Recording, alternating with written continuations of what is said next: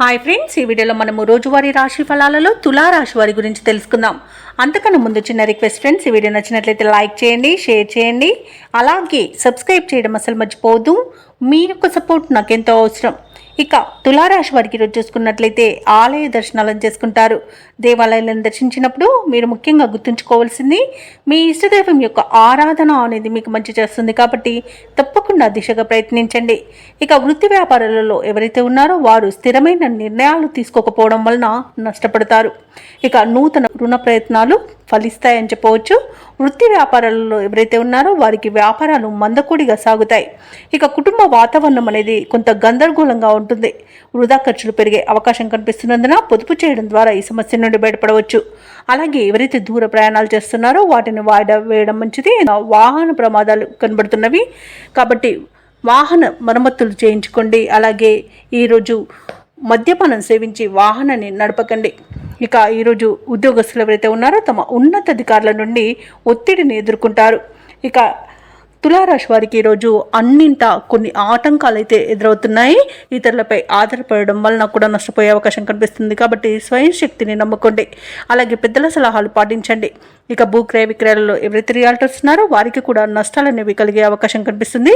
కాంట్రాక్టర్లకు నూతన కాంట్రాక్టులు చేజారే అవకాశం కనిపిస్తుంది.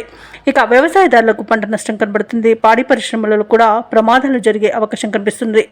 ఇక అనారోగ్య సమస్యలు వేధించే అవకాశం ఉన్నందున ఔషధ సేవనం చేయండి. తగ్గకపోతే వైద్య సంప్రదింపులు చేయడం మీకు మేలు చేస్తుంది.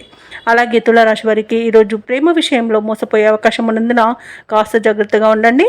అలాగే వివాహ ప్రయత్నాలు చేస్తున్న వారికి కూడా తప్పుడు సమాచారం వలన ఇబ్బందులు పడే అవకాశం కనిపిస్తుంది కాబట్టి ఆ ప్రయత్నాలు మానుకోవడం మేలు. అలాగే షేర్ మార్కెట్లలో పెట్టుబడులు పెట్టకండి, ఎందుకంటే నష్టాలను ఎదుర్కొనే అవకాశమే అధికంగా కనిపిస్తుంది. ముఖ్యంగా తులారాశిలోని యువత కాస్త జాగ్రత్తగా ఉండడం ఎంతైనా మేలు చేస్తుంది. చెడు సావాసాల వలన ఈరోజు ఇబ్బంది పడే అవకాశం అధికంగా కనిపిస్తుంది. అలాగే చిన్న చిన్న వాహన ప్రమాదాలు అలాగే ఇతర ప్రమాదాలు కూడా జరిగే అవకాశం ఉన్నందున జాగ్రత్తగా ఉండండి. ఇక ఈరోజు తులారాశిలోని మహిళలు విలువైన ఆభరణాలను వస్తువులను పోగొట్టుకునే అవకాశం ఉన్నందున వాటి విషయంలో జాగ్రత్త వహించడం ఎంతైనా చెప్పుకోదగ్గ సూచన.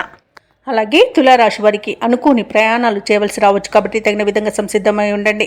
ఇక మొత్తంగా చూసుకుంటే ఆదాయం నిరాశను కలిగిస్తుంది. రుణ ప్రయత్నాలు కూడా చేస్తారు. ఇక చిన్ననాటి మిత్రులను కలుసుకుంటారు. అలాగే నిరుద్యోగులు ఎవరైతే ఉద్యోగ ప్రయత్నాలు చేస్తున్నారో వారు కొంత ఇబ్బంది పడే అవకాశం అయితే అధికంగా కనిపిస్తుంది. ఇక మిత్రుల ద్వారా కొంత సహాయాన్ని అయితే అందుకుంటారు. ఇక వ్యాపార వాణిజ్యవేత్తలు ఎవరైతే ఉన్నారో వారికి ఈరోజు వ్యాపారాలలో నష్టం అనేది ఎదురవుతుంది. అలాగే తులారాశి వారికి ఈరోజు బంధువులతో తగాదాలు ఏర్పడే అవకాశం కనిపిస్తుంది.